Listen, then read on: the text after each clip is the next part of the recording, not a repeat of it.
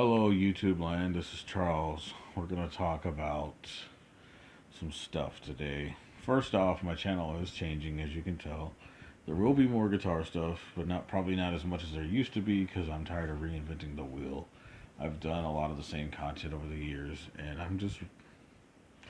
I can't keep doing the same thing over and over again. I have all these deeper philosophical things that I actually want to talk about, so that's the direction we're going. So, we're going to talk about bullying and why people bully and where it's coming from and why it's not acceptable at the same time. First off, you bully because you're insecure about something with yourself. So you feel that treating somebody else badly will actually make you feel better because you are embarrassed about some of your own quirks. Think about that. You're not treating people right because you secretly hate yourself. I know I'm kind of harsh and blunt in putting it out there, but this is true, man. Whoever you are, this is for people in general that have done these things. I'm not trying to make none of you feel bad. I'm just trying to be real with you. Straight up, if you bully somebody, you're insecure with yourself. You you hate yourself. And you shouldn't hate yourself. But you do. And you're feeling like crap inside. And you shouldn't, but you do. Because you're insecure. Now, granted, do I know what you're going through? No. Do I know what your home life is like? No. But I want to explain the effects of bullying. Bullying can cause lots of issues. Anything from PTSD to avoidant personality disorder. Okay. Um, and you can cause people to not want to open up because they fear being judged. Okay. There's a ripple effect. I've struggled most of my life with self-confidence and believing in myself because I was told my whole life that you're a retard, you're stupid, you can't do it, you're weird, you're awkward. I've heard all these stupid things or whatever it was. And you want to know the real reason I got picked on? It's because I had severe ADD, and my old self and my natural self, even though I've gotten more talkative over the years, is actually really quiet. They don't like quiet kids. I don't know if it's quiet kids are scary or what, but kids don't like quiet kids for some reason. They think you're weird and creepy. And I don't know how to explain all that except for like that was why I got bullied mainly. Cuz I just wouldn't talk. I was so untalkative in school. For about 17 years of my life, I was super silent. I was always been kind of an observer, sort of, except I was daydreaming most of the time. Uh, it really wasn't till I hit like my 20s that I got more talkative. It was only in one-on-one situations, and it's typically be talking about something I'm obsessed with or into. And I can be very talkative now, obviously. In big situations, though, nope. I get real quiet when there's lots of freaking people. I fade to the background because I'm not naturally going to be the life of a party or any kind of situation. I tend to fade back. But in one on one, yeah, if you're one of my good friends and we're having one on one conversation, I will talk your ear off, especially if I have something really deep I want to tell you or something really cool that's happening that I want to talk to you about. But no, for a lot of my life, silent, quiet, daydreaming, and kids are horrible about that stuff. They do not like you when you don't speak. And it's stupid, you know, because, like I said, these kids are insecure with themselves and they're taking it out on you. I basically was picked on until I grew my hair and my beard out because on the inside, I'm naturally a lot more sensitive than I appear, and I feel things deeper than what I actually show. Um, I was told, or no, I was told that I was retarded and stupid and creepy, you name it. I can't even remember all of it, but it affected me. It made it hard for me to have confidence in myself. It made it hard to get girlfriends. It made it hard for me to handle constructive criticism. I always got butthurt or pissed off when somebody tried to get on to me about something because it reminded me of that place.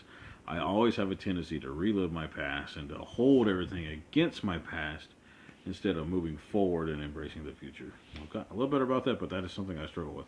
It's all because of that bullying. Now, is it right for me to do those things or doing in the past? No, but the thing is, it has happened because of that cycle. And the point I'm trying to make is somebody else probably does the same thing because you, whoever you are, don't treat people right. You gotta work on that. Basically, once I started looking like this, kids stopped messing with me. They're like, don't pick on Charles. He's creepy and he might eat me. And I'm thinking, yeah, I probably will eat you. You know, it's basically they were trying to say I look like a creepy cannibal. And at the time, because I did not want to be messed with, I was like, yeah, I'm a creepy cannibal. Don't mess with me because I will eat you. Not literally, but they thought I was. It was the stupidest thing kids say. It's like, don't mess with Charles. He might eat us. He looks scary. And that's kind of where this image comes from. Is because I've been picked on so bad that I grew my hair out. Also, a friend of mine told me I should grow my hair, and I thought that sounded cool. I was like, yeah, why not? So I grew my hair out, and then I grew my beard. And partially, I actually think it looks cool. I like the image, but at the time, it was also a stay away from me. It was a defense mechanism because, like I said, on the inside, I feel very sensitive. And this look warded those people off. I was never messed with again in high school once I started looking mean. Or if some kid tried to talk behind my back, if I showed up in person, all of a sudden he was talking cool about me. Because I'm scary looking. I get it. My dad's the same way. We have the same image. Similar personality types, same dominant function, same inferior function. But very, very mean looking guys. Because we're really sensitive inside. And we both have been bullied. So where am I going with this? It's not right to bully people. It causes post-traumatic stress. It causes a lot of issues, and it really can potentially mess up somebody's life. And at the end of the day, you got to learn to be yourself, and you got to learn to embrace you. You got to realize you can't please everybody, and you're not here to make people happy. And the other message of this video is, if you're a bully or have been a bullier, you really need to cry out to God and ask Him to forgive you for this stuff because you've caused some damage. I'm not trying to attack you here, but I'm just trying to be real with you. You've done some stuff. If you've ever mistreated somebody, and in all honesty, we all kind of have. Even I've had my moments where I've said some stupid things I shouldn't have said. We've all have done some things we shouldn't have done. And I say I can't stand when people are judgmental when I am judgmental at times as well. It's stupid, We're all hypocrites, myself included. So we're all in this together. And this other thing, have you, another question I have for you. Have you yourself been a bully? Have I been a bully? Think about all this. Because if you've been a bully, and maybe you didn't mean to, maybe it was unintentional, think about how your words have effects on people. And the same goes to me, and the same goes to anybody watching this video. So, I guess I just wanted to share this experience that yes, I've been bullied. Yes, I have a heart for people like that. And I try my best to treat people the best I can. Not perfect at it. And I can't think of anything else to say. So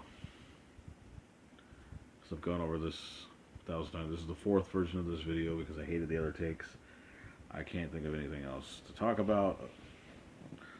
I just want to leave you with this message. Treat people as you want to be treated. Love your neighbor as yourself. And definitely love yourself. And don't feel ashamed of any of your qualities. If you're super quiet, cool, be quiet. If you talk a lot, You know, just find something useful to say. You know, make this is my thing. You know, because I'm both. I'm 50-50, depending. You know, if I'm like with a close friend in small situation, one-on-one interaction, I'm pretty talkative. If I'm around a large group of people, I'm super quiet, like really quiet, which is my natural way of being. Uh, so I kind of flip flop between the two depending on my mood or circumstance. You know, but if I got something to say, I'm going to say. But so this is my advice. If you're a quiet person, cool. If you're a talkative person, make sure that what you're saying is edifying. I'm not saying you have to shut up. I'm saying make sure that what you're saying builds people up. In other words, don't talk about pointless crap like the weather. Nobody cares about that. Have something powerful to say. Make your words count. If you're going to talk a lot, edify. Make sure it builds. Make sure it builds up those around you. Make sure it's words of encouragement. Make sure it's words of exhortation. As Paul says, you know, be excellent. You know, think about excellent things. You know, and when you speak, say excellent things. Make sure that what you're saying speaks life into people. I guess we'll put it that way. Like when you're speaking, speak life. You know, and if you're quiet all the time and people keep bugging you why you don't say anything, you just tell them, hey, I'm thinking about stuff and I'm reflecting on a lot of stuff. I don't have to say anything if I don't want to, because you don't. But with that being said, though, if the Lord gives you a word, you speak that word, and vice versa. Anyways, I could go on and on and on and ramble on and on and on in these videos because there's just so many different ways to approach this. So anyways, this essentially was about bullying and being yourself. And thank you for today's vlog. Peace.